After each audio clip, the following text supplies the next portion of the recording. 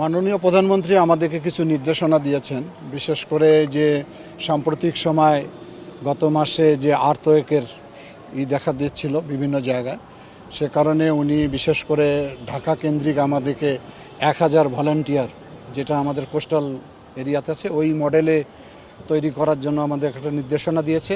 বিশেষ করে ওই সময় লোকজন ঢাকা শহরে বিভিন্ন খেলার মাঠ, স্কুলকে চিহ্নিত করতে বলা হয়েছে আমাদেরকে, এবং আরও কিছু নির্দেশনা দিয়েছে কিছু ইকুইপমেন্ট দ্রুত গতিতে যাতে আমরা প্রকিউরমেন্ট করতে পারি, এবং অ্যাওয়ারনেস তৈরি করার জন্য অন্য অন্য মন্ত্রণালয়ের সঙ্গে আমাদের কাজ করার নির্দেশনা দিয়েছে। এগুলো নিয়ে আমরা কাজ করে আগামী 11 তারিখ আবার আমরা বসে এটার ফলো আপ দিব।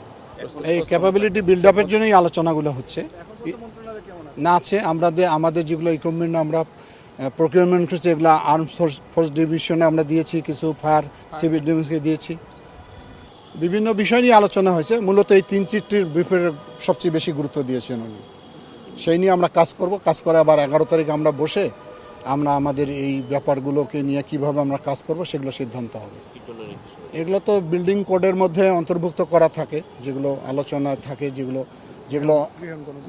গৃহ মন্ত্রণালয় এরা এটা দেখাশোনা করে। পরামর্শ তো আমাদের যখন জাতীয় যেটা আমাদের কাউন্সিল রয়েছে সেগুলোর মধ্যে এগুলো আলোচনা হয়। আমরা মাননীয় প্রাইম মিনিস্টারকে বলেছি, যেটা 2022 সালে বোধহয় একটা সভা হয়েছিল, এটা অল্প সময়ের মধ্যে আমরা একটা মিটিং করে আইনের আওতায় আনার জন্য আমরা বলেছি, প্রস্তাব তুলেছি। আমরা বলেছি যে 1 লক্ষ স্বেচ্ছাসেবক আমরা যেমন আমাদের কোস্টাল এরিয়ার মধ্যে আছে, একই আঙ্গিকে একই মডেলে আমরা ঢাকায় করব, সেটা নিয়ে আমরা কাজ শুরু করতে চাচ্ছি এখন।